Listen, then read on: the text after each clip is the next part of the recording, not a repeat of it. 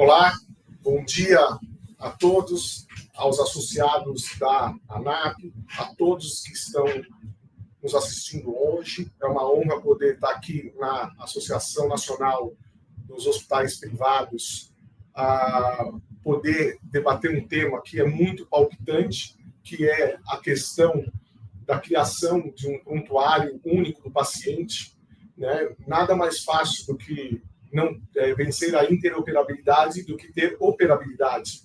É um tema palpitante. E para debater esse tema, nós temos convidados muito especiais. Eu vou chamar como debatedor o Dr. Caio Soares, que é vice-presidente de Saúde Digital da Saúde Digital Brasil, né, a associação de empresas que fazem serviço em saúde digital, empresas privadas, Dr. Caio Soares, e também é o CMO, né, o Chief Medical Officer da Teladoc no Brasil. Vou chamar também a doutora Márcia Ogawa, que é conselheira sênior do Inova HC. Chamo também a doutora Valéria Pinheiro, que é superintendente de relacionamento de TI, né, médica, e cuidado público, imagem do Einstein, né, um hospital israelita Albert Einstein. E eu chamo para fazer a apresentação, estaria conosco a professora Ana Estela Haddad, que é a secretária do Departamento de Informação e Saúde Digital.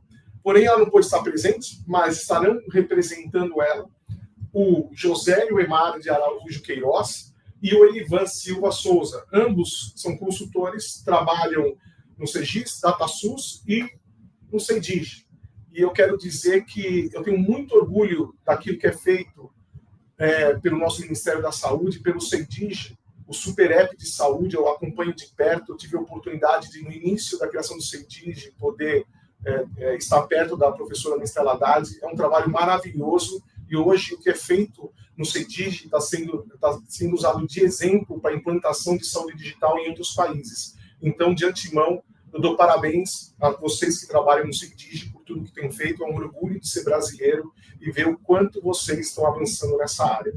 E, dito isso, eu transfiro a palavra para vocês fazer a apresentação.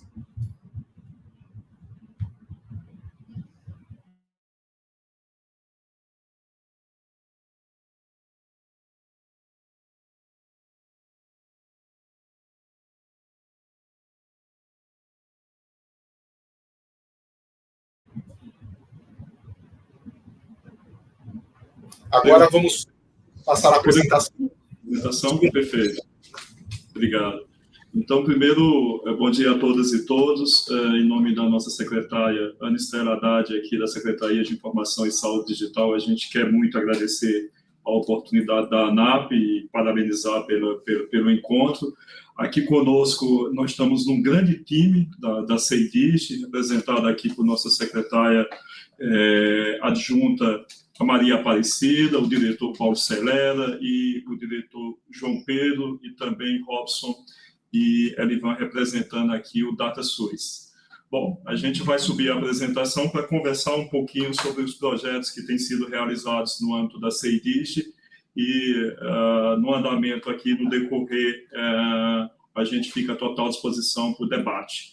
Não sei se a apresentação já chegou aí, a gente já pode começar.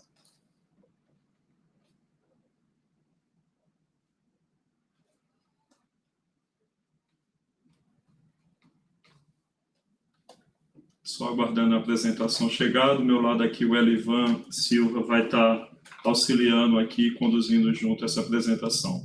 Bom, acho que a apresentação já chegou. A gente já começa aqui falando de ações estruturantes da Secretaria de Informação e Saúde Digital, destacando que é uma secretaria fundada em 2023, né, na gestão do presidente Lula, e atualmente na gestão do ministro Padilha, e com a coordenação da professora doutora Ana Estela Haddad. Acho que um exercício de governança importantíssimo para a gente estar discutindo a saúde digital no Brasil e a transformação foi a instituição da CEDIG como a área, não só meio, mas uma área finalista que tem produtos para a transformação digital no Brasil. Bom, aqui dizer que a transformação de saúde digital no Brasil e a constituição da CEIDIG, ela tem ancoragem nas prioridades do SUS e da continuidade do cuidado, da equidade, da qualidade.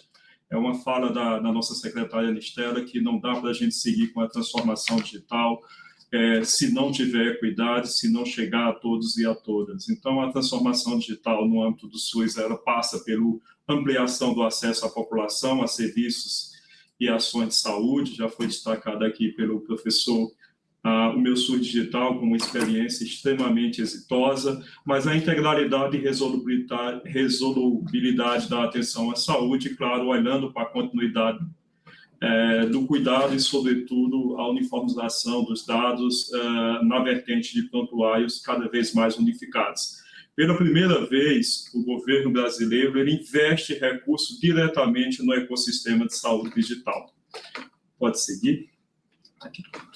Bom, então o programa SUS Digital ele foi ancorado num trabalho muito próximo e coletivo com estados e municípios, de tal forma que foi realizado um diagnóstico situacional da rede de atenção, preenchido pelos participantes municipais e estaduais. Foi feito também um índice nacional de maturidade digital para não ter nenhum tipo de seleção, mas para que a gente pudesse ter certeza de onde os investimentos deveriam alcançar de forma efetiva para que a gente conseguisse conformar esse plano de transformação digital e, nesse horizonte, foi instituído também um plano de ação e transformação para cada território, orquestrado aí pelas macro-regiões. Tudo isso feito de uma forma muito colegiada, compartilhada e tripartite, com o protagonismo dos representantes estaduais e municipais. De tal forma que alguns princípios ou alguns eixos importantes são enunciados no programa SUS Digital. Primeiro, a questão da interoperabilidade de sistemas, e a gente tem muito que celebrar como população brasileira, a Rede Nacional de Dados em Saúde. Tendo lacunas, a gente costuma sinalizar aqui que a Rede Nacional de Dados em Saúde não tem barreira, porque os limites geográficos, os limites de sistemas diferentes e, sobretudo, de setores de saúde são vencidos. Do dado à informação, da informação ao conhecimento e à sabedoria para a tomada de decisão. O acesso dos pacientes a seus dados, não aquele acesso como a gente verificava antes do programa SUS Digital, mas um acesso efetivo, com protagonismo, com empoderamento. O prontuário unificado em atendimentos, que a gente vai apresentar aqui o SUS Digital Profissional, e, claro, estamos aqui com os colegas tanto do Departamento de Monitoramento e Avaliação, como do Departamento de Saúde Digital, com esse olhar da estratégia de telesaúde integrada, do prontuário eletrônico, mas da capacidade de disseminação desses dados para todos os públicos. Esse projeto, o programa SUS Digital, ele teve adesão em pouco mais de 30 dias de 100% dos municípios e todos os entes federados do Brasil. Então, o que a gente gostaria de situar, e essa construção feita aí, encabeçada pelo ministro Padilha, pela professora doutora Anistela Haddad, é que do acolhimento à alta complexidade, todos os projetos estruturantes do SUS, eles passam hoje pela Rede Nacional de Dados em Saúde, por todos os princípios e as prioridades e os eixos temáticos do programa SUS Digital. Integra serviços e informações para cidadãos, profissionais e gestores, a fim de acompanhar a sua trajetória com dados confiáveis, soluções inovadoras que qualifiquem o cuidado. Eu costumo lembrar nesse slide aqui a Florence Nightingale, mas também o Eduardo Deming, que sempre falava que em Deus ele acreditava, no resto só com dados e dados confiáveis e bem coletados, mas a Florence Nightingale, a dama da luz, sempre sinalizava, e a dama da enfermagem, que a gente precisa cada vez mais ter informações para que consigamos prover de uma forma efetiva a continuidade do cuidado e a qualidade no atendimento. A dimensão do SUS ela é enorme, mas a dimensão da saúde é maior ainda, e nesse contexto e dentro desse fórum a gente quer destacar inúmeras parcerias que também têm sido realizadas entre entes privados, entre entes cooperados, para que a gente consiga unir forças para potencializar ainda mais esse atendimento. Aqui a gente tem um registro literário de 70% da população, ela é atendida por SUS, mas a gente sabe muito bem aqui de nossos encontros com outros setores, que quem precisa de um transplante busca também o SUS. Então, essas informações integradas em um prontuário unificado, né, essa busca de unificação de dados e de informação, ela é necessária para o contexto de saúde no Brasil. Então, nenhum país, e vocês sabem muito bem, vocês ouvintes aqui, se propôs, como o Brasil, a oferecer um sistema único e gratuito completamente, na sua completude, e a saúde digital, ela passa também por essa pavimentação e por esse terreno que foi desenhado pelo SUS também, por favor. Aqui passando de um horizonte que era bastante conhecido de dificuldades, de inúmeros sistemas, e os sistemas não se conversavam, não interagiam, e os dados não falavam nada, e a gente não tinha capacidade, como profissional, como gestor, mas também como cidadãos, de conseguir ver a jornada, a linha do tempo e proporcionar uma qualidade melhor e um olhar melhor a partir desses dados. Então, tudo estava em caixas separadas. Por muito tempo, nós dialogamos sobre unificação de sistemas ou ter um sistema único para se fazer tudo. Esse olhar ele foi sublimado e substituído a partir da chegada da Rede Nacional de Dados em Saúde. Então, a gente sai de um contexto extremamente fragmentado para um contexto integrado, gerando maior eficiência e continuidade do cuidado. Independente de onde esses dados sejam coletados, a gente, pela essa plataforma de interoperabilidade nacional, que é a Rede Nacional de Dados em Saúde, esses dados conseguem chegar até ela de tal forma que a gente consiga trocar esses dados ou devolver esses dados para a gestão, para os profissionais e também para a população. O caminho para resolver esses desafios foi a interoperabilidade, que é uma palavra que fica numa camada menor do que a interoperabilidade que a gente usa com frequência, que é o padrão. Nós padronizamos a linguagem dos dados, nós padronizamos as mensagens e nós dissemos quais são os conjuntos mínimos de dados que deverão ser enviados para a RNDS para que a gente tenha a capacidade de devolver esses dados de tal modo que a gente garanta aí a continuidade do cuidado, mas também a possibilidade com capacidade de tomada de decisão. Bom, a RNDS a gente costuma dizer, mas eu acho é reconhecido, né, que é um patrimônio já do Brasil, de um trabalho colegiado, coletivo, entre estados e municípios e a União, de uma instância de governança muito sólida, né, construída aqui no território brasileiro, mas adequada a qualquer contexto ou qualquer padrão internacional de positividade no âmbito da interoperabilidade. Aqui, Elivan, dialogar um pouco contigo, porque acho que é um marco importante, né? A gente já tinha vários elementos normativos que instituíam a RNDS ou reconheciam a RNDS como essa plataforma de interoperabilidade, mas em julho de 2025, o presidente Lula regulamenta o decreto que estabelece as diretrizes da Rede Nacional de Dados em Saúde, mas também das plataformas SUS Digital, reforçando a soberania, segurança e inovação de saúde digital para o Brasil. E só reforçando que esse decreto ele é muito importante, não apenas no nosso contexto do Ministério, mas no contexto do Brasil, né?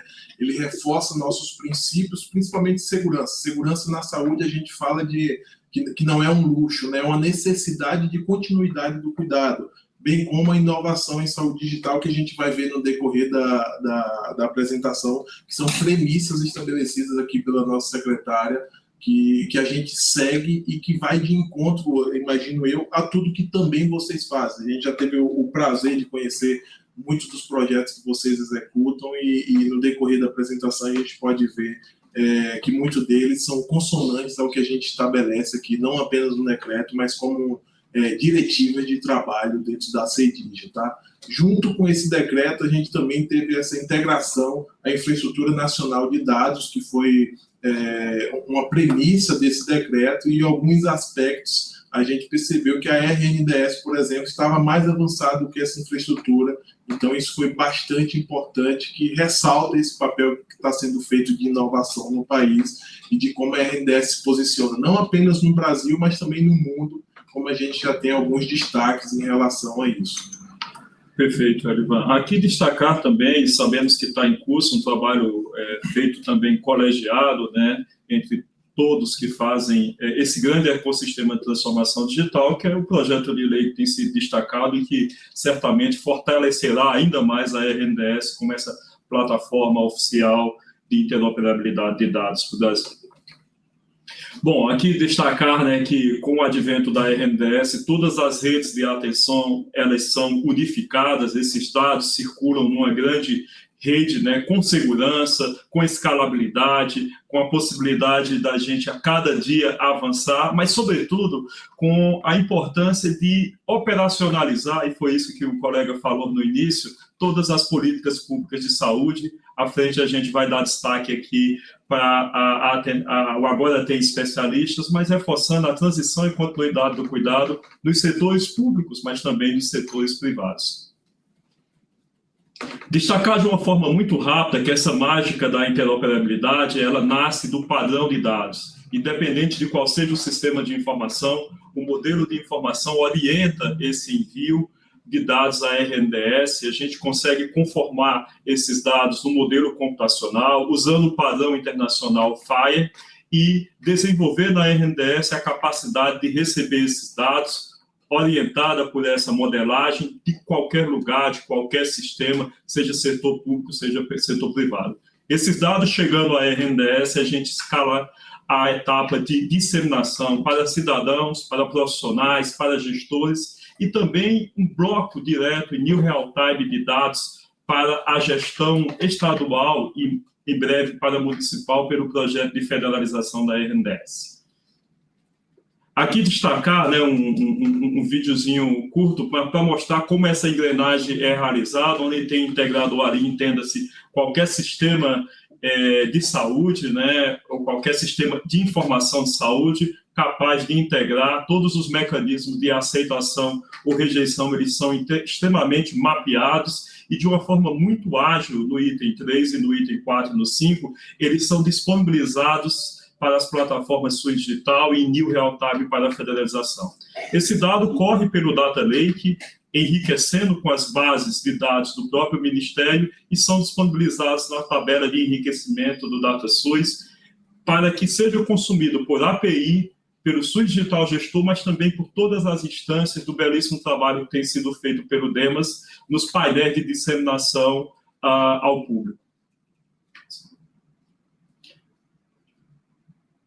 Aqui um roadmap, né, de quais são os projetos que estão em produção, em andamento e previstos. Vocês percebam que, com a condição da doutora Anistela Haddad, ela fez aqui o que a gente diz de um ano de expansão da RNDS. A gente tem registro de atendimento clínico, registro de imunobiológico, de prescrição de medicamento, de dispensação, de regulação assistencial, de atestado, e o conjunto mínimo de dados, a IH, a PAC, BPAI, já em produção para o recebimento e envio à RNDS. Em andamento, nós estamos trabalhando aí, reforçar aqui o trabalho muito grande do João e de todo o time do DEG, junto com o DataSUS, dos modelos de informação da telesaúde, teleconsulta, teleinterconsulta, e agora a gente trabalhando no telediagnóstico e teleconsultoria para que a gente consiga, né, ainda esse ano, fazer já pilotos de recebimento desses dados na RNDS. Estamos pilotando também o recebimento de dados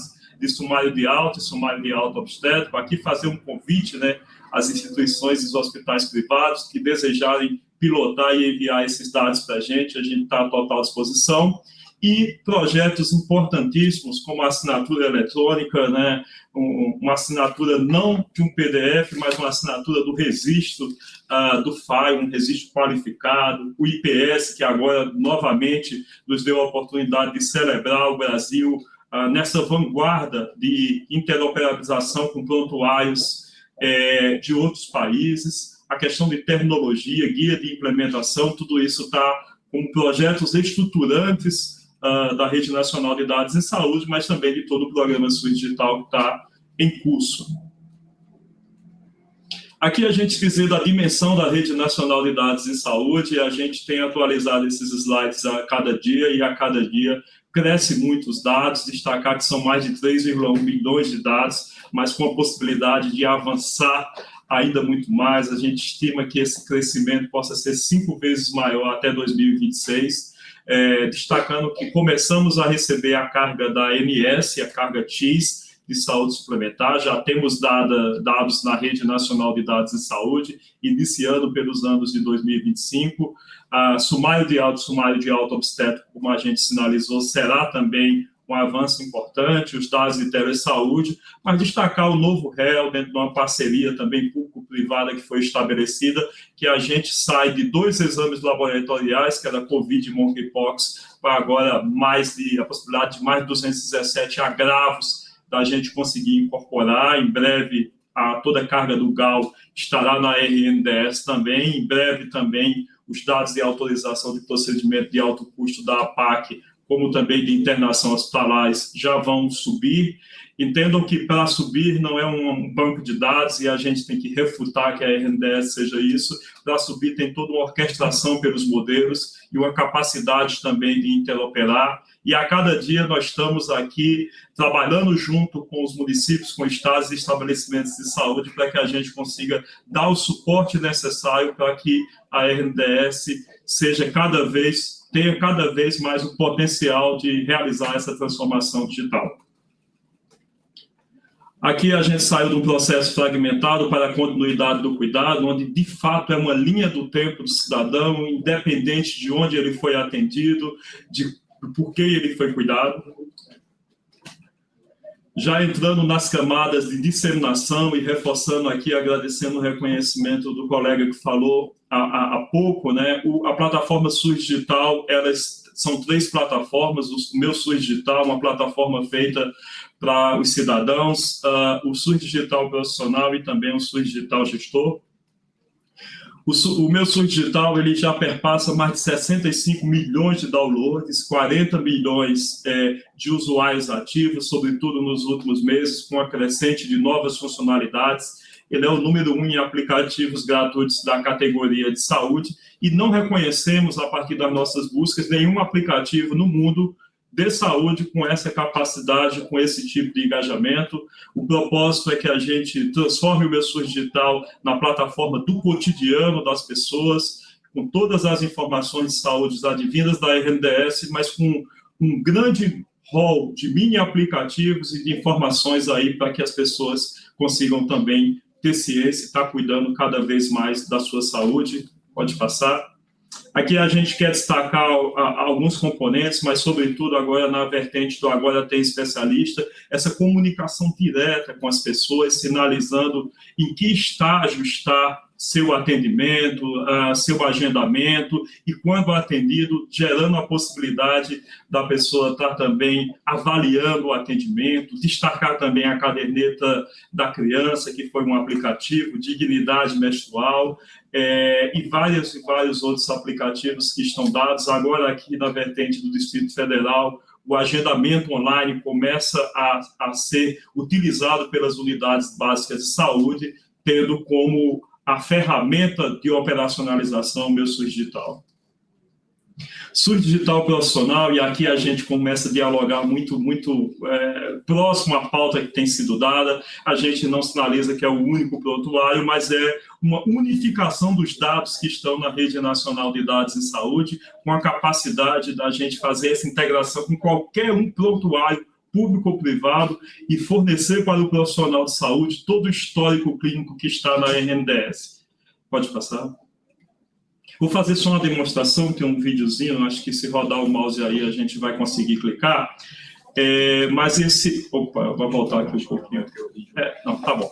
Mas aqui é uma imagem do SUS Digital Profissional, né, que ele relata esse é um vídeo que mostra o uso no PEC SUS APS, mas também a GHU-UX e a GHU já vem utilizando o SUS Digital Profissional, que ele consegue consolidar toda a linha do tempo de informações desde que esteja na RNDS. Um exemplo prático aqui do município, por exemplo, de Doutor Severiano, no Rio Grande do Norte, município pequeno, de porte pequeno, onde as informações estão disponíveis para os profissionais que utilizam o PEC SUS APS, de tal modo que informações que não estão no PEC, porque são de outros municípios, são de procedimentos realizados em outros municípios, em outro nível de atenção, em setores privados, porque a gente já recebeu também os dados da ANS, são coligadas e conjuntadas e disponíveis de uma forma em timeline para que esse profissional consiga agora sim ter todo o arcabouço de interação dessa pessoa com o SUS e com a iniciativa privada, de tal modo que ele consiga prover a continuidade do cuidado de forma mais assertiva. Pode seguir. Aqui uma jornada do tempo que exemplifica muito bem isso. Uma pessoa no interior da Paraíba diagnosticado com hipertensão arterial, ele é encaminhado para exames na Referência, uma cidade mais macro, referência da macro-região do sertão paraibano, em Patos, né? Lá ele consegue fazer os exames de imagem com médico especializado, usando agora tem especialista, segue para João Pessoa com a prescrição medicamentosa em um hospital privado de sistema próprio, e em Brasília essa mesma pessoa ela tem um acompanhamento com obstetra em rede privada. Esses dados, gente, eles se perdiam e a continuidade do cuidado não era estabelecida. Agora tem RNDS, por isso a gente tem um acesso integral com acesso a serviços e tratamentos interligados. Já me encaminhando para o final aqui, destacar que o crescimento do SUS digital profissional com a CEDIG, ele é estratosférico, é um crescimento de estabelecimento de mais de 2.800.000 vezes, de municípios entregados de mais de 3 milhões e de profissionais de mais de 171 mil, percentual de crescimento, né? E nós já estamos em 80% dos municípios do Brasil com o SUS digital profissional implantado, dos que usa PEC SUS APS, 96%, e agora caminhando, né, para quem usa sistema próprio de terceiro nessa disponibilização.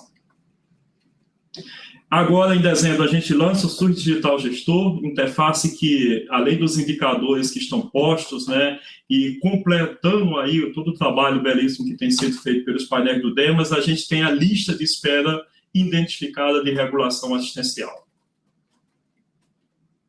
Aqui os dados da RNDS que eu já citei e mencionei, né, já estamos prontos para fazer esse lançamento, 2 vezes mais o número de dados na RNDS quando a gente conseguir completar toda a carga da saúde suplementar. Essa é a nossa estimativa, que seja feita em um tempo muito curto. Pode seguir.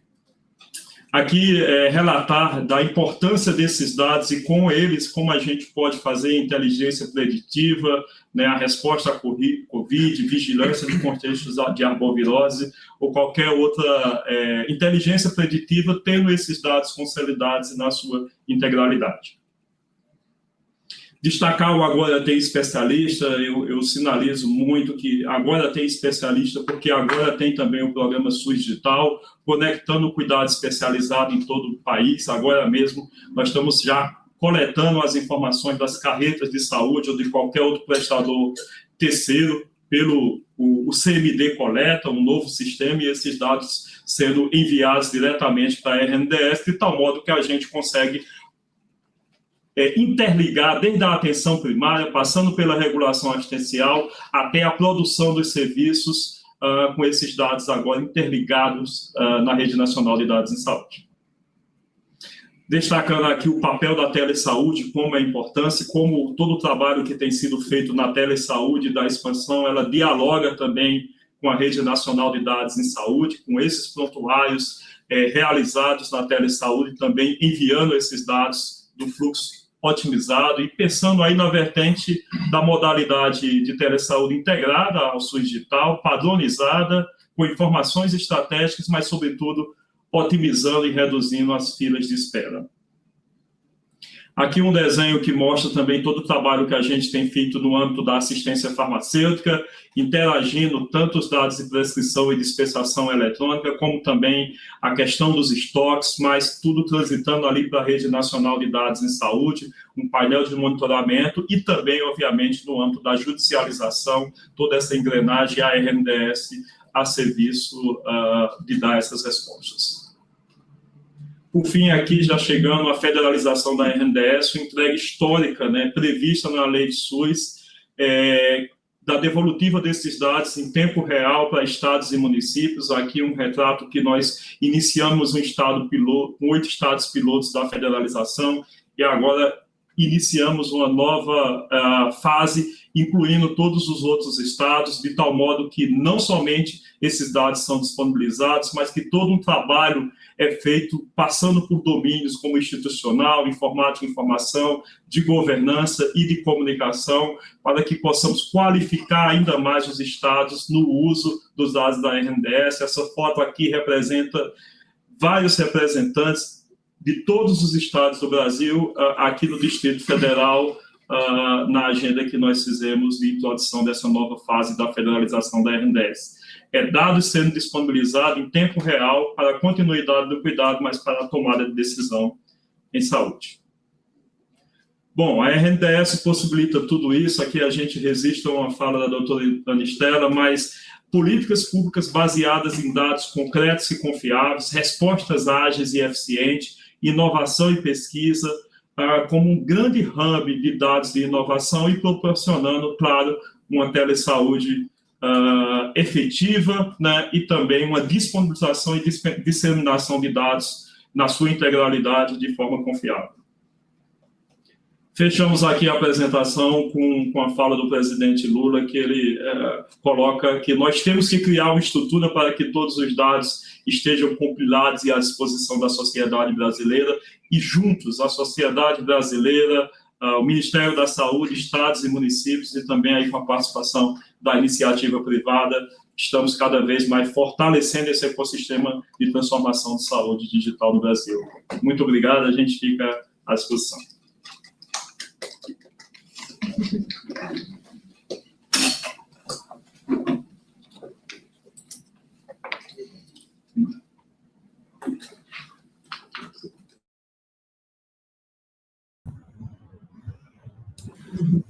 Excelente.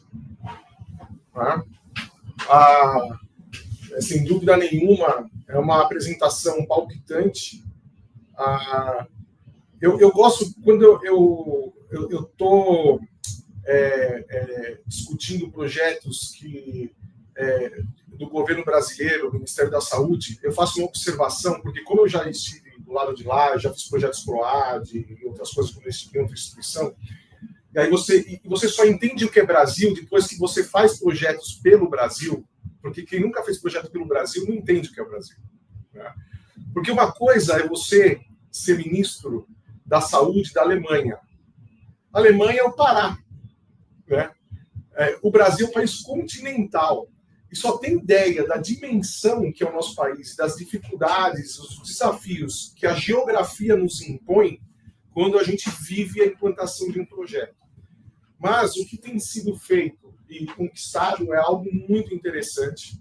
E, de fato, né, quem acompanha a saúde digital e participa de todos os fóruns de saúde digital, aquilo que tem feito no Brasil está servindo de espelho para outros países, principalmente aqui na América Latina.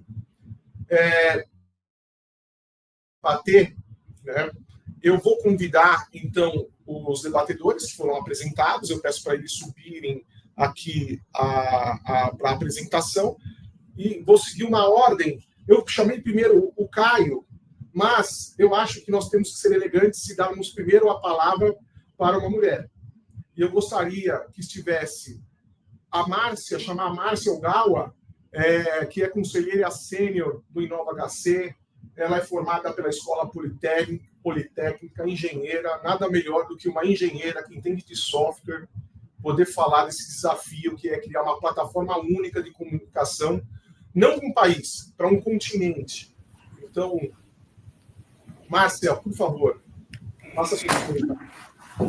Muito obrigada. Antes de mais nada, gostaria de agradecer a ANAP pelo convite. Estou muito honrada de participar desse debate. Agradecer também o time da Anistela, o Ministério da Saúde, a CEIDIGE, pela participação, e também meus painelistas que estarão aqui para debater esse tema tão empolgante.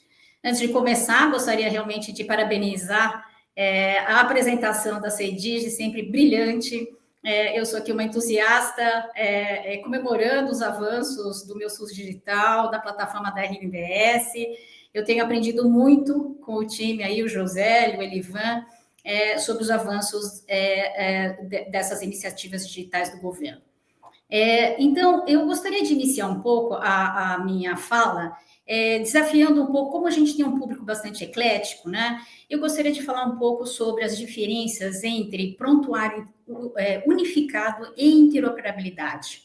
Sobre a ótica da computação, são camadas distintas de software, né? Enquanto o prontuário eletrônico, ele é a camada de interação com o usuário, né? A camada de interoperabilidade é uma camada de infraestrutura de dados, né? Então, a gente não pode confundir um pouco, quando a gente está falando de prontuário eletrônico unificado, a gente está imaginando de um único sistema para o Brasil inteiro, e interoperabilidade um sistema também para o Brasil inteiro, né? Então, quando a gente olha sobre a ótica, quando a gente sobre prontuário, que é a camada de interação com o usuário, é muito difícil a gente imaginar que a gente tenha um único prontuário para o Brasil inteiro, tá? Com todos os hospitais, públicos e privados, as seguradoras, os laboratórios, enfim, tá? É muito difícil nesta camada que a gente chama de interação com o usuário, a gente uniformizar e trazê-lo de uma plataforma única. Isto faz sentido quando a gente está falando de um grupo hospitalar, faz sentido quando a gente está falando do sistema SUS. Nós, como HC, fazemos parte do sistema e nós aderimos à plataforma do Meu SUS Digital, tá? No entanto, quando a gente olha o ecossistema inteiro da saúde, a camada que a gente chama de interface com o usuário, né? Ou seja, do prontuário, é muito difícil de a gente estar padronizando como um único sistema, né? Porque isso aí tenderia a remeter que a gente estaria fomentando uma uniformidade no país que você mesmo falou, por natureza, diverso, descentralizado e federativo, né? Então, o que, na verdade, que a gente foca muito aqui dentro do Nova HC é na camada da interoperabilidade, né? Porque, na nossa visão, o dado, ele não precisa estar no mesmo lugar. O dado, ele precisa estar acessível, estruturado e padronizado. Não importa onde o prontuário foi criado. Porque o prontuário pode ser criado no privado, no público, no SUS, no plano de saúde, na telemedicina, enfim, hoje na clínica popular, né? Então, hoje nós temos diversos atores que compõem o nosso sistema, que o dado, ou seja, o prontuário, ele pode nascer, né, em diversos locais. O que, na verdade, a gente precisa é uma interoperabilidade na qual a gente consiga acessar esses dados de uma forma segura, né? De tal sorte que o dado, ele faz parte da jornada do paciente, o acesso ao dado faz parte da jornada do paciente, né? Então, se a gente tivesse que olhar sobre o ponto de vista computacional, quando a gente está falando de um prontuário unificado, a gente, sob o ponto de vista sistêmico, a gente está falando do sistema para todos, ou seja, um sistema N para 1, que é um único sistema, e N atores utilizando esse mesmo sistema. Quando a gente está falando de interoperabilidade na camada de infraestrutura de dados, a gente está falando todos os sistemas que conectarem, ou seja, N para N. Né? Eu gosto sempre de dar um paralelo aqui ao Pix, né? O Pix, o Brasil inteiro utiliza, a adesão foi fantástica, né? Existe uma camada que é de interface com o usuário, que é o seu internet bank, o seu mobile banking. Ele é diferente para cada banco. No entanto, através destes aplicativos que são diferentes de cada banco, você consegue realizar a transação Pix. Por quê? Porque a infraestrutura de dados, ela foi unificada. Então, na nossa visão, o prontuário unificado é uma arquitetura remete a uma arquitetura centralizada, e a interoperabilidade, ela remete a uma arquitetura federada, tá? Distribuída e inteligente. Então, são duas camadas de software distintas.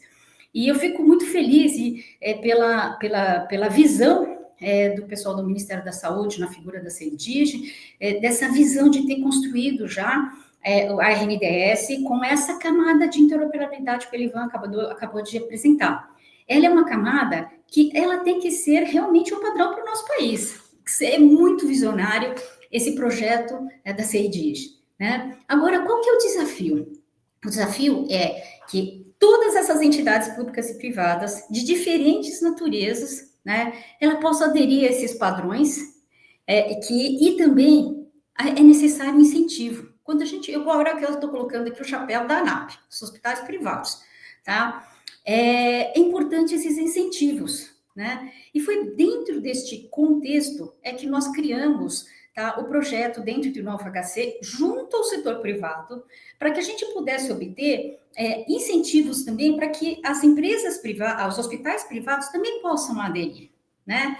Então, nós criamos um modelo de negócios de tal sorte que esta adesão à RNDS não seja simplesmente uma adesão de compliance regulatório, que é custo, sob o ponto de vista de hospitais, mas que seja valor, que ela consiga extrair valor sob o ponto de vista da gestão do hospitalar, tá? Então, esse é o nosso projeto. Primeiro, nós construímos um modelo de negócio bastante interessante dentro do Inova HC. Nós fizemos uma arquitetura que é completamente descentralizada, baseada no setor financeiro, né? E a gente está plugado à RNDS como se fosse o 28º estado. Então, assim, estamos completamente aderentes à RNDS, né? Trabalhando juntos o nosso time lado a lado, né? De tal sorte que a gente consiga pavimentar essa estrada, né? Que a gente falou, essa estrada da camada de baixo, estrada de dados, em paralelo com essas iniciativas aqui da CEIDIG. Então, assim, a ideia nossa nós vamos pavimentar junto ao setor privado essa estrada com completa sincronia, tá, e aderência à RNDS. Então, eu gostaria de encerrar minha fala aqui agradecendo, primeiro, a ANAP pelo esse convite a esse evento importante e também o time a secretária Anistela e seu time pelo apoio ao nosso projeto. E se vocês quiserem mais informações também, vocês podem entrar em contato. Muito obrigada. Márcia, foi uma das explanações de todas que eu acompanhei, que quando a gente discute operabilidade, camadas, né? A gente que trabalha com som digital, o exemplo do Pix eu achei brilhante. Exatamente isso, né? Quando a gente vai tentar explicar como vai funcionar uma interoperabilidade dentro de um front-end que é diferente, mas o back-end, você vai usar como se fosse um Pix para a informação chegar e ela poder ser distribuída. É fantástico. Eu nunca tinha ouvido, eu vou mimetizar quando eu tiver que falar sobre isso, vou dizer que a autoria é sua. Pode deixar que eu copio, mas eu sempre nomeio de quem eu copiei. Adorei a definição. Tá, muito obrigado. Obrigado você. E agora eu chamo para poder comentar também a doutora Valéria Pinheiro, que é a superintendente de relacionamento TI do Hospital Israelita Albert Einstein. Doutora Valéria Pinheiro, por favor, as suas colocações.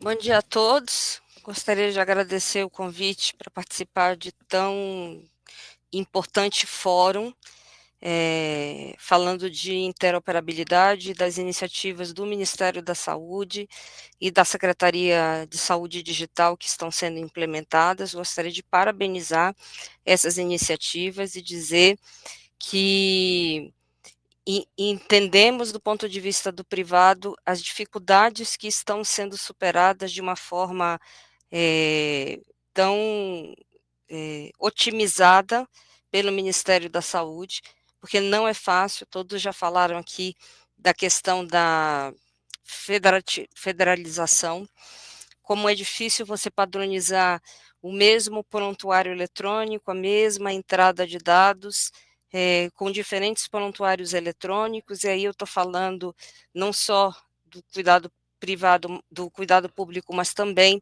do cuidado privado, a interoperabilidade. Então, falando de desafios que também foram superados pelo Ministério da Saúde, a interoperabilidade técnica e a semântica. Eu acho que é super importante falar dos padrões de linguagem que devem ser um norteador para as questões de como otimizar a interoperabilidade e esses padrões para que eles sejam utilizados por toda a rede. A questão que está sendo tão bem superada da conectividade na infraestrutura, sabemos que existem ainda unidades que nem internet têm, então como criar a interoperabilidade neste conceito, e sabemos que hoje a interoperabilidade está chegando a nível dos municípios. A questão da privacidade e segurança e conformidade com os padrões da LGPD, e aí eu já emendo uma outra questão, que é a questão da governança desses dados. Então, quem é o responsável por esse dado é do paciente, mas como nós que estamos gerindo esses dados podemos ser responsáveis por ele, quem acessa esse dado, o que pode ser acessado, em que momento pode ser acessado, acho que são questões super importantes e que nós devemos nos preocupar nesse sentido. A gestão da mudança, que sem gestão de mudança você não consegue criar esses padrões de interoperabilidade e a utilização e o input de informações o mais padronizado possível. A incorporação entre o público e o privado, e aí eu falo do Einstein no sentido de esses projetos em que cuidado público está sob a gestão de unidades privadas, o que é uma via de mão dupla, porque nós aprendemos com o Ministério como fazer interoperabilidade e, ao mesmo tempo, com inovação e tecnologia, nós podemos contribuir com o cuidado público no sentido de otimizar a interoperabilidade e a inovação. A qualidade dos dados, que é outra questão que devemos superar, e quando eu falo de qualidade de dados, eu já emendo também a questão da inteligência artificial. Quanto melhor o dado, mais fácil você implementar funcionalidades de inteligência artificial. Então, vamos imaginar pacientes com sepse tratados da mesma forma em todas as unidades, pacientes com AVC tratados da mesma forma em todas as unidades. A escalabilidade e a maturidade desses hospitais e dessas unidades federativas, e aí eu acho que é super importante o mapeamento dessa maturidade e priorizar a pilotagem local antes da escalada total, e aí eu estou falando mais do cuidado privado, porque não adianta a gente querer fazer tudo ao mesmo tempo, e nós observamos aqui nas iniciativas do Ministério da Saúde como isso foi feito em fases, e o sucesso do projeto está conectado ao fato das coisas serem feitas com calma, com organização, principalmente. Então, essa questão é super importante. O trabalho de usabilidade, tornar esses prontuários, esse front-end, como a Márcia comentou, essa parte de interação com o usuário, que ele seja o mais fácil possível de ser utilizado, porque senão a coleta de dados fica complicada e o usuário abandona a utilização desses prontuários, e aí a coleta de dados fica comprometida. Mitigar as expectativas do prontuário único. Então, nós entendemos que o prontuário único é uma realidade, e voltando na questão da gestão de mudança, como isso pode otimizar a implementação desse projeto. A questão da ética, né, como eu já falei, da governança, principalmente em projetos de inteligência artificial, implementar a inteligência artificial com responsabilidade, e como nós vemos no trabalho que é feito pelo Ministério da Saúde, eu tenho certeza absoluta que isso será uma realidade em muito curto espaço de tempo. Então, esses são os pontos que eu gostaria de enfatizar. O cuidado privado tem todo o interesse de participar, e acho que a gente pode contribuir e pode receber contribuições do Ministério da Saúde em termos de como criar interoperabilidade. Nós temos um projeto de interoperabilidade aqui do cuidado público com o privado, que nós estamos tentando conectar os prontuários de diversas empresas numa base única, e aí nós enfrentamos todas as dificuldades que foram colocadas aqui pelo Ministério da Saúde. Entendemos que existem diferenças e que talvez os prontuários, principalmente os principais prontuários que são utilizados hoje no Brasil, talvez não estejam prontos, e eu estou falando de prontuários de mercado tão prontos como a gente imagina para a questão da interoperabilidade. Entendo, e nós estamos implementando aqui no Einstein os prontuários UAG-HUs em nossas unidades, exatamente porque temos interesse total de participar da plataforma do RNDS e aproveitar todos os benefícios que isso pode trazer. Então, eu gostaria de agradecer a participação, o convite para participar deste evento e parabenizar pela excelente apresentação. Aprendi muito em termos de interoperabilidade com essa apresentação e gostaria de agradecer mais uma vez.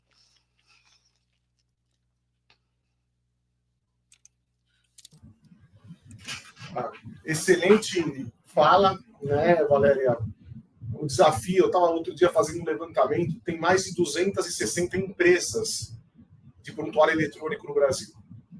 Né? Tentar juntar todas vai ser ou que se diz empresas, tem umas maiores, outras menores, mas registradas 263. Né? Por uma apresentação que eu fiz outro dia.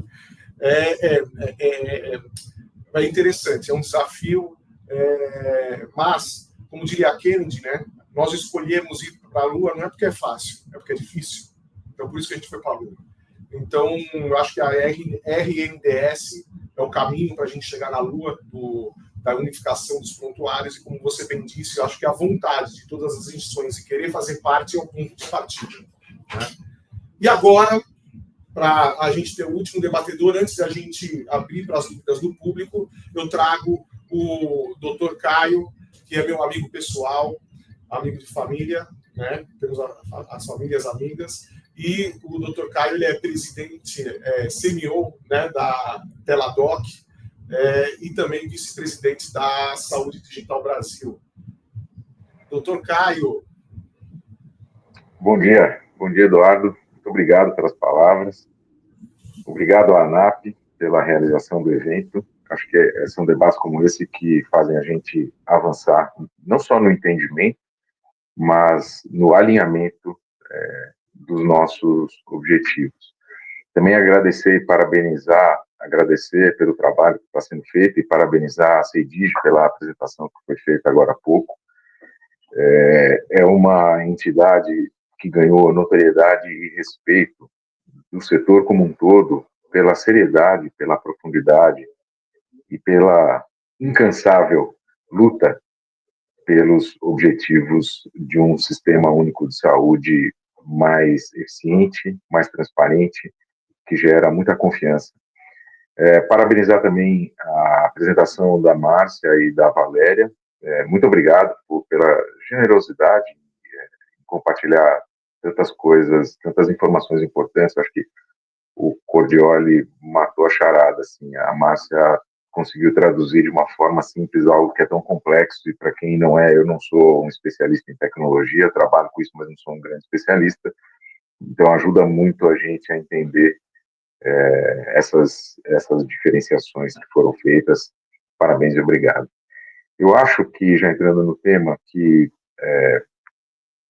eu acho que essa mudança que a gente está propondo de um prontuário ou um sistema único, né, de gestão de dados centralizados, ele é muito mais do que uma questão tecnológica, ela é uma questão comportamental.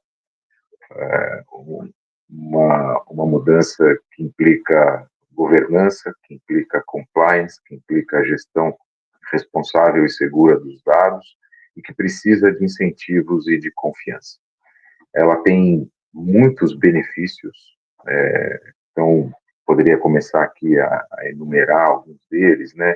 Um aumento da eficiência do próprio sistema, que vai gerar, no fundo, algo que todo mundo quer, que é melhorar desfecho clínico para os nossos cidadãos, para os nossos pacientes. Então, sim, esse é um projeto que caminha nessa direção. E se caminha nessa direção, tem que ter o apoio da sociedade. Agora, ele também tem um benefício porque ele vai proporcionar uma regulação com muito mais inteligência, né? Ele vai proporcionar uma inovação nas jornadas das pessoas, dos pacientes que trafegam pelos sistemas, sejam eles quais forem. Ele vai proporcionar um aumento do empoderamento dos pacientes, vai diminuir o paternalismo que é uma das grandes marcas do nosso sistema de saúde. Ele vai proporcionar um aumento do poder de decisão desses pacientes, vai gerar mais autonomia. Então, a gente tem que estar preparado, enquanto sociedade, para essas mudanças. E eu não sei, eu coloco aqui a discussão aberta, eu fico aberto para essa discussão, eu não sei se o que vem primeiro, o ovo ou a galinha. Quando a gente viu uma mudança um tempo atrás na lei do cinto de segurança, que salvava vidas, porque evitava acidentes complexos, não evitava os acidentes, mas evitava as consequências, né, as sequelas dos acidentes, foi uma mudança cultural, e hoje a gente entra no carro e não consegue ligar o carro sem antes colocar o cinto de segurança. Mas essa mudança cultural veio por força da lei. Então, primeiro veio a lei, e a lei nos obrigou, nos educou, e a gente hoje tem esse comportamento diferente. No caso da lei, outro exemplo, né? A lei da telemedicina foi um caminho contrário. Primeiro a gente mudou o nosso comportamento e passou a utilizar a telesaúde como algo em nosso benefício, com todas as dificuldades iniciais, mas que hoje faz parte da nossa vida. Então, a mudança de comportamento veio, e depois da mudança de comportamento, foi feita a mudança da legislação. E eu não sei, de fato, se no caso dessa centralização de dados, prontuário único, essa discussão que a gente está tendo aqui, o que vem primeiro? Se a gente deveria fazer algo por força da lei ou se a gente deveria trabalhar na conscientização da população. Me parece fazer mais sentido trabalhar as duas coisas juntas, porque só com a conscientização desses benefícios, com a mudança de algo que é tão arraigado, que é eu sou proprietário do meu dado, eu não quero que ninguém veja, ninguém pode saber dele. A hora que a gente quebrar essa barreira, eu tenho certeza absoluta, tenho muita convicção de que esses projetos terão uma estrada com pavimento menos turbulento, com menos lombadas, com menos buracos, e a gente vai trafegar nessa estrada com muito mais velocidade, com muito mais conforto, e todo mundo chegando, talvez, num lugar único, desejado. Então, quem sabe tudo isso aconteça, e acho que essas discussões que estão sendo promovidas, esta aqui é uma delas, levam a essa mudança, a esse aumento da conscientização e essa mudança comportamental tão desejada. Agora, eu vejo também alguns riscos, algumas dificuldades para esse projeto todo acontecer. Um deles, a Márcia e a Valéria comentaram, é o custo dessa transição. Que incentivos que os variados entes que participam do sistema de saúde poderiam ter para facilitação dessa transição. Outro grande entrave é a complexidade operacional. Não é algo simples. Se fosse algo simples, eu tenho certeza que já teria saído do papel com mais velocidade, mas é algo complexo. É algo que envolve inúmeras variedades de sistemas, linguagens, interesses. Então, a complexidade desse projeto é muito alta. Terceiro ponto é o tamanho do risco que a gente corre pelos conflitos de interesse, ou seja, de novo, debates como esse matam esse problema, né? Ou tendem a matar. Mas o risco do conflito de interesses e a desconfiança das pessoas é também um grande entrave. E o último ponto que eu vejo como mais relevante, talvez, seja uma questão de segurança. A segurança dos dados e a vulnerabilidade tecnológica que um padrão, um prontuário único poderia trazer se, por acaso, esse arcabouço fosse atingido por algum ataque.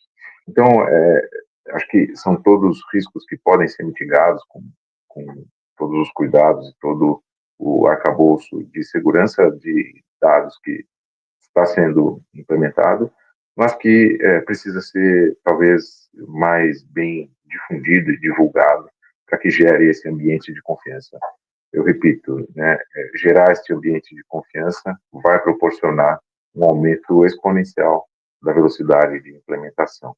E essa transformação, eu acho que ela não deve ser tratada como um projeto utópico ou muito distante. Muito pelo contrário. Outro dia, numa reunião com participantes de outros países integrantes, a Teladoc tem unidades de negócio em outros países, e a gente às vezes faz umas reuniões e escuta um pouco do que está acontecendo. Então, é uma tendência mundial a gente tratar a gestão centralizada do dado, né? A Europa tem uma iniciativa relativamente avançada, que é a European Health Data Space. É um movimento centralizado no sentido de ela tem 2 camadas também. Então, cada país controla os seus dados, mas disponibiliza para um acesso central de acordo com a granularidade do aceite e da opção de cada cidadão dentro da comunidade europeia. Então, a decisão de compartilhar ou não ainda é do cidadão, ele tem esse poder e essa capacidade. A hora que ele dá ok, sobe então para uma camada de acesso a quem ele determina que possa ser compartilhado em outros países, com outros países e com outros sistemas dentro da comunidade europeia. No Canadá, por exemplo, tem uma estrutura um pouco diferente, né, que são estruturas regionais, também controladas por uma unidade centralizada ou federada, vamos chamar assim, né, que não é bem esse nome que tem lá. Também várias iniciativas nos Estados Unidos, mas acho que os Estados Unidos é um ambiente um pouco mais complexo pela independência de legislação e regulação que cada estado daquela federação tem. Então, assim, a gente vê iniciativas acontecendo e isso demonstra que, de novo, não é uma utopia, mas é uma tendência internacional esse projeto, e o Brasil está um pouco à frente de todas essas iniciativas. Eu não tenho nenhuma dúvida que, ainda que com a complexidade que já foi dita aqui, né, de sermos um país continental, de termos essa tanta diferença de investimentos em determinadas regiões, essa variação de percepção do que é um valor em saúde, de como a gente consegue colocar o paciente no centro, das diferenças gritantes entre uma metrópole e uma população ribeirinha. Ano passado, pela Saúde Digital Brasil, a gente fez um projeto muito interessante de implementar uma unidade de telesaúde que seja independente em termos de sua capacidade de gerar energia, sua capacidade de gerar, de compartilhar dados pela internet, que era uma cápsula independente que pudesse ser utilizada em vários locais de ultra difícil acesso. E aí, navegando por esses ambientes muito ermos, a gente vê que a realidade do Brasil é algo tão discrepante que é difícil até de expressar, mas que a gente tem que pensar que todos esses cidadãos precisam ter acesso à saúde, precisam ter acesso à saúde de qualidade, e este projeto caminha nessa direção. Então, eu encerro aqui para a gente poder conversar um pouco mais e debater. Muito obrigado, Eduardo, contigo. Caio, excelente posição, e você tocou em 2 pontos que têm que ser discutidos, a questão da segurança, né? Que você pode, através de um ataque à navegação DDoS no back-end, você lentificar o front-end, então você pode atrapalhar a operação de front se você tem um ataque na base, tem uma série de coisas para serem discutidas, mas você sabe que claro que eu sou entusiasta do Open Health, mas eu tenho uma preocupação. Sistema, mas o que um ser humano pode fazer com um dado?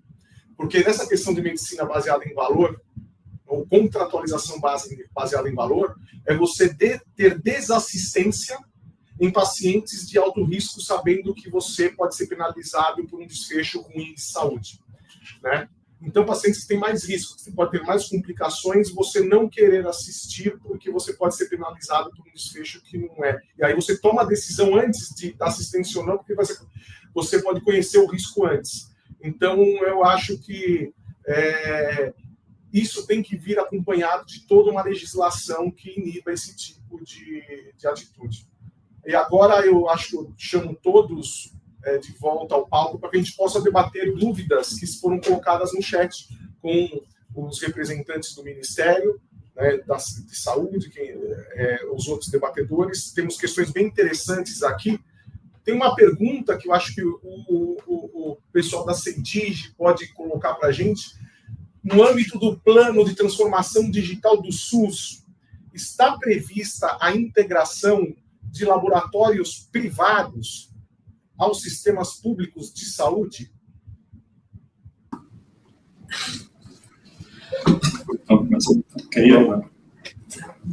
Não, primeiro, que prazer estar aqui, tá? Que discussão bacana. Eu acho que vocês foram cirúrgicos nos panelistas, porque a gente fica aqui agraciada. A Márcia sempre com a gentileza do mundo todo, é sempre bom te ver, tá, Márcia?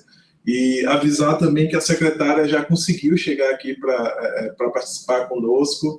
E aí a gente foi anotando, e aí eu e José, e aí todo mundo que está na mesa aqui, a mente vai fervendo, porque muitas das coisas que vocês falam é consonante com o que a gente busca aqui pela diretiva que a secretária deu para a CEDIG, com essa fundação da CEDIG aqui no Ministério. Então, começando de trás para frente, né? O Eduardo perguntou sobre a questão de laboratório. Os laboratórios já estão integrados na RNDS há muito tempo. Assim, a parceria que foi estabelecida do Ministério já previa isso. A gente agora está com essa ampliação e os laboratórios ali da Abramed também integrando e enviando exames para a RNDS. E aí eu vou fazer um apanhado e vou conversando aqui com o Josélio também de alguns pontos. Primeiro, se a gente queria ter mais tempo para conversar de todas as ações que a CEDIG está fazendo, porque conversa com muito que vocês falam, principalmente com as dificuldades, tá? A gente tem questões de sistemas e a gente fala, além desse Brasil continental, de mais de 5.570 municípios, existem diferenças dentro de um próprio município, e a gente tem observado para isso, com conectividade, com informatização, com o diagnóstico do Índice Nacional de Maturidade Digital, que é o primeiro baseline de maturidade digital de diversos eixos no país. Então, antes a gente tinha ouvido falar de determinados contextos, mas com o índice agora a gente tem um baseline, a gente consegue avaliar nos próximos anos como que isso está reagindo no passado tempo. Quando a gente fala de desafio de sistema, só no Ministério da Saúde a gente está falando de mais de 300, fora os sistemas que estados e municípios podem escolher, eles têm essa autonomia de escolher um sistema diferente do que o Ministério da Saúde se coloca. Então, vocês imaginam o quanto a gente entende quando vocês falam de desafios, porque aqui também é bem grande. Temos ações sobre terminologias, que a gente tem muita coisa sendo realizada, temos atualizações sobre informatização, conectividade, o CPF como adoção do identificador único, que tudo isso conversa para minimizar esses impactos, esses desafios que vocês mencionaram. Mas eu gostaria de destacar aqui também que, e aí a Márcia foi muito cirúrgica, como sempre, né? Ela sempre é muito didática, do prontuário unificado da interoperabilidade.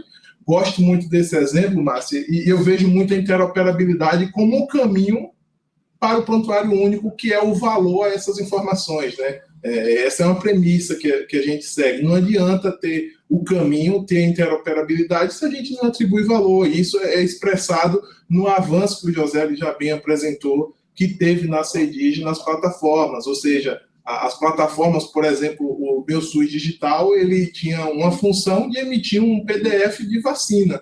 Ele hoje possui mais de 30 funcionalidades. Por quê? Porque o cidadão é o centro da continuidade do cuidado, é o centro da informação. Nós somos custodiantes, né? O dono da informação é o cidadão, e essa informação tem que ter valor de uso. E é isso que a gente busca. A interoperabilidade, ela é muito bacana, por quê? Porque a gente define um padrão num país para políticas públicas, para a continuidade do cuidado, mas ela possibilita que qualquer um utilize da forma que desejar, se cumprir os requisitos mínimos. Ou seja, o Ministério define um escopo mínimo de interoperabilidade para essas questões, mas hospitais, municípios podem conformar mais informações além daquelas que estão postas no Ministério da Saúde. Eu acho que isso que é bonito. Sobre LGPD, segurança, que foi muito bem mencionado pelo Caio, aqui segurança ela não é luxo, ela é necessidade. Ou seja, a gente falhar em segurança significa falhar no Estado em prover o que é essencial, que é ofertar saúde. Então, isso é primordial, isso tem a importância extremamente relevante. Inclusive, a gente tem algumas discussões, né, Josélio, das plataformas que a gente peca pelo excesso. A gente vai além do que está posto em muitos aspectos por conta disso, porque segurança, ela implica, talvez, a gente falhar em segurança, a gente falha como Estado em ofertar saúde para o cidadão. Acho que muito rapidamente, aproveitando a pergunta, né, e agradecer também a Márcia, a Valério, o Caio, acho que vocês foram muito eficientes na fala, é muito bom ter esse diálogo e dentro de uma capacidade de destacar tanto Inova como o Hospital Israelita Albert Einstein como grandes parceiros dessa transformação. A professora doutora Anistela costuma dizer que só a gente não consegue vencer todos esses obstáculos que foram pontuados por Caio, então o ecossistema ele é um ecossistema enorme. Destacar um pouco na questão de segurança, do trabalho intenso nosso aqui para chegar a uma nuvem de dados soberana, né, a cada dia mais, e potencializando essa segurança. Acho que o Caio trouxe um aspecto que é importante, a gente tem colocado isso em todos os aspectos, que não se faz essa transformação digital sem a população, sem a sociedade, sem a compreensão, não se faz. Tá? Mas também eu acho, concordando com você, que há o caminho de ir paralelamente, né? As políticas públicas de saúde todas passam por essa transformação de saúde digital e com o olhar da Rede Nacional de Dados em Saúde como grande elemento operacional.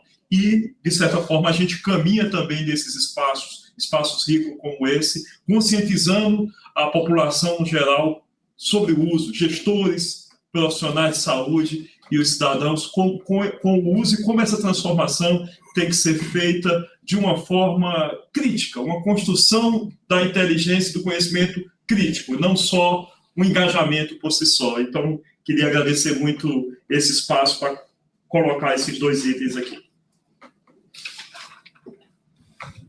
Olha, excelentes colocações. Eu tenho que destacar a presença da professora Ana Estela Haddad. Fiquei feliz demais que conseguiu entrar, a professora Ana Estela Haddad foi a primeira mulher a ser professora titular do Departamento de Ortodontia e Odontopediatria da USP, a primeira secretária de Saúde Digital, de Informação e Saúde Digital do Brasil. Ela criou a secretaria e é primeira em vários setores, né? A doutora Ana Estela Haddad é a professora, quem a conhece, como eu a conhecia, nós nos conhecemos nas trincheiras da telemedicina. Quando falar telemedicina era que nem falar palavra proibida, né? O Caio também participou dessa época. Nós lutamos essas trincheiras da saúde digital e hoje a gente vê com muita felicidade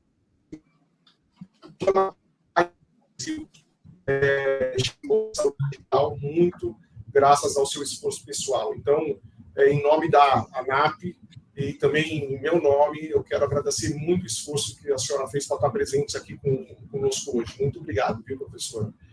E dito isso, eu passo a palavra a você para fazer algumas considerações de tudo que foi dito, tudo o que tem sido feito da Secretaria de Saúde Digital do Ministério da Saúde. Perfeito. Cordioli, doutor Cordioli, doutora Márcia, Vânia e Caio, a todos e todas que estão nos acompanhando, muito bom dia. Eu queria reiterar os nossos agradecimentos por esse espaço, estar com vocês, mas a gente poder, não só agora, mas eu acho que durante toda a gestão e desde a criação da CEIDIG, das políticas que a gente vem desenvolvendo, né, está aqui a nossa equipe, a gente tem encontrado um espaço de diálogo, não só de diálogo, mas de construção conjunta com vocês, que tem sido fundamental né?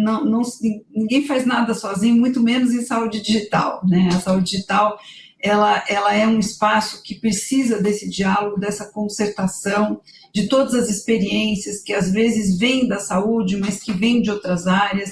Márcia traz uma experiência riquíssima e valorosa demais do sistema financeiro, que também foi muito desafiador.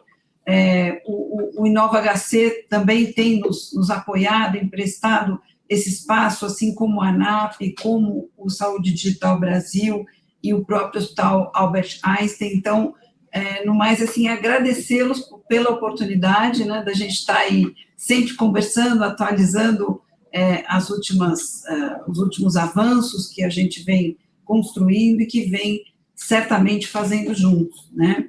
Nós estamos preparando, eu queria deixar como informe e queria me justificar, né, estava na agenda protegido esse evento, esse momento, mas nós estamos com a plenária do Conselho Nacional de Saúde acontecendo agora, e nesse momento está em discussão a Lei 12.874, que é a lei da pesquisa clínica, e nós já estamos com uma DIN movida pelo Conselho Nacional de Saúde, na verdade, pela Sociedade Brasileira de Bioética, e o Conselho Nacional de Saúde avaliando participar com amigos Cura. Então, houve uma convocação para que nós, conselheiros titulares pelo Ministério da Saúde, pudéssemos estar lá para acompanhar a discussão. Como a discussão avançou muito e está avançando ainda, eu fiz uma pausinha, me justifiquei e vim para que eu pudesse pelo menos fazer uma saudação. Eu tenho certeza que a equipe aqui presente, Paulo Celera, João Pedro, Elivan, Josélio, Robson, Cida, conduziram da melhor maneira aqui, estão super apropriados e são construtores desse processo. Então, ninguém melhor do que quem está fazendo com a mão na massa para falar sobre a política, né? E, bom, minha admiração por todos vocês, né? Como o Cordioli falou, eu conheci o Cordioli aí avançando muito na telemedicina, com diferentes chapéus, mas ele está sempre ali na tecnologia, na dianteira, né? Márcia aí agora trazendo esse expertise, assim como o Hospital Albert Einstein e a Saúde Digital Brasil são parceiros também muito importantes. Acho que nós temos na pauta e na agenda agora a discussão do projeto de lei da Rede Nacional de Dados em Saúde. Quem sabe mais para frente podemos aí fazer uma reunião para continuar esse diálogo. Devemos lançar ainda esse ano, vou dar um spoiler aqui, estamos nos preparando para lançar em breve a prescrição eletrônica integrada à RNDS, que acho que vai ser também um passo importante, e estamos nos preparando para fazer um evento ainda, um seminário antes do ano terminar, possivelmente dia 3 de dezembro, se puderem já deixar nas suas agendas, aqui em Brasília, sobre o laboratório Inova SUS Digital, aí com a pauta mais focada no tema da inovação. Tá? Então, vocês são aí todos parceiros nesse processo. No mais, agradecer muito a oportunidade e o convite para a gente estar nesse webinário e parabenizar a todos vocês, em especial a ANAP. Envio meu cumprimento aqui ao doutor Amaro, ao Antônio Brito e a toda a diretoria da ANAP e ao Cordioli aqui, nos representando. Muito obrigada. Obrigado, professora. Tem uma questão aqui, que, antes da gente terminar, que foi enviada, e seria muito deselegante eu não colocar essa questão, porque foi enviada e eu abri a palavra antes da apresentação da professora Mistela, e eu gostaria só de colocar, porque é uma questão interessante.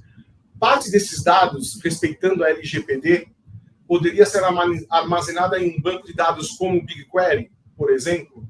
Pergunto porque atualmente só temos acesso aos dados de Covid. Seria muito interessante analisar também informações relacionadas à sepse, a outras doenças, especialmente para identificar técnicas eficazes que foram aplicadas no combate às infecções.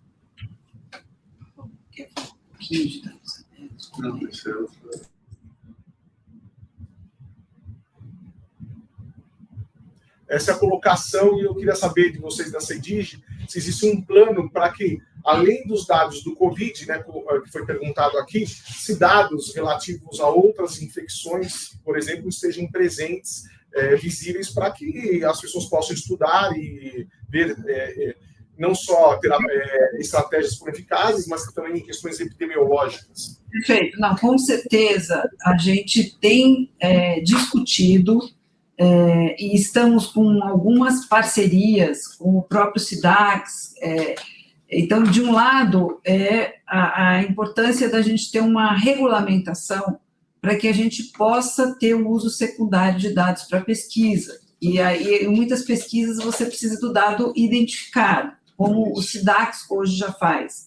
Mas a gente precisa fazer isso com equilíbrio, né, entre a LGPD e a gente poder ter todas as normas de pesquisa, de bioética, resguardadas para que a gente possa trabalhar com dados abertos.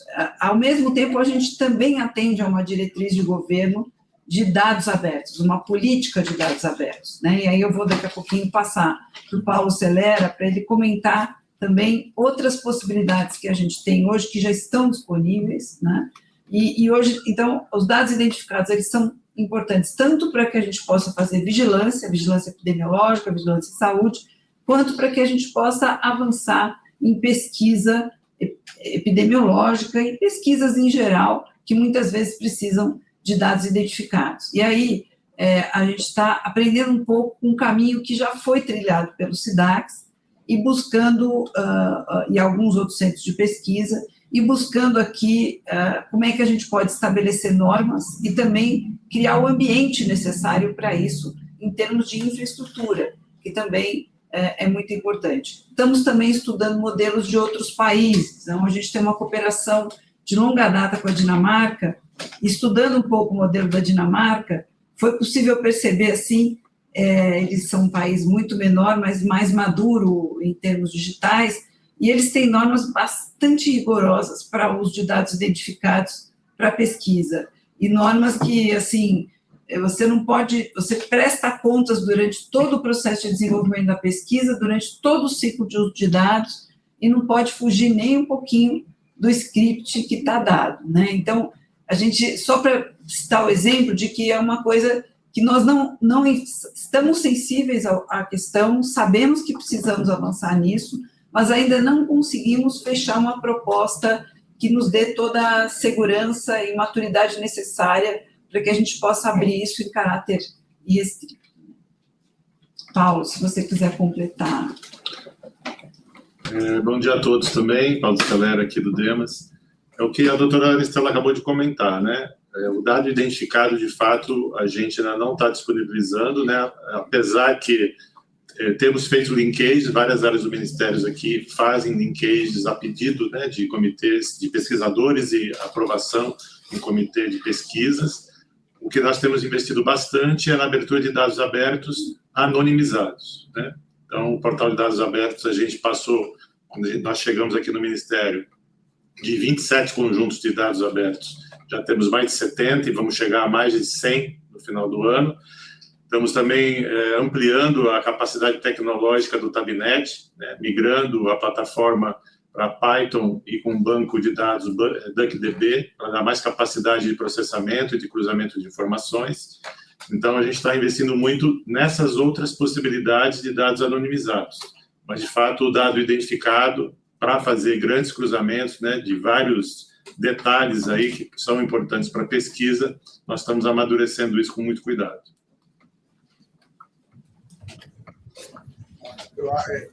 Perfeita colocação, e, inclusive, a questão de dados, de análise de dados, é que eu quero mimetizar a Lewis Carroll agora. Quando você não sabe que caminho você quer ir, qualquer caminho basta, né? Por que eu digo isso? Porque tem uma ação que eu gosto muito, que foi feita pela Faculdade de Medicina da USP, que é o Observatório Obstétrico Nacional. Tudo bem que eu tenho conflito de interesse porque eu sou obstétrico, vou fazer aqui. Mas é muito interessante porque a forma como foram analisados os dados é a cabeça de um obstetra que construiu. Então, para quem trabalha com pesquisa e precisa de dados para construir suas teses, para construir suas apresentações, para tentar entender causa e efeito, é muito interessante. Eu não sei se isso já foi pensado, mas uma sugestão, se me permitem, é ter conselhos de especialistas que criem, como Observatório de Dados Obstétrico Nacional, observatórios de cardiologia, de neuro, porque a forma como você extrai os dados, ele já sai anonimizado porque você não quer saber o endereço da pessoa, mas você quer saber causa e efeito de doença, talvez uma ação para a gente ter esses dados e poder mimetizar práticas que estejam sendo feitas em determinados lugares onde você observa um desfecho, que foi uma ação, e aí você consegue ver o desfecho, e esse desfecho está público. Talvez uma ideia para você construir esses bancos, como foi colocado aqui, que já emenda numa próxima pergunta aqui que foi colocada. Se para todas as ISTs não seria interessante ter um banco de dados nacional. ISTs, imagino que seja a colocação de infecção sexual transmitida. Né? Seria importante ter um painel para você entender se está aumentando ou diminuindo e ter ações específicas. Foi uma pergunta feita aqui pela plateia.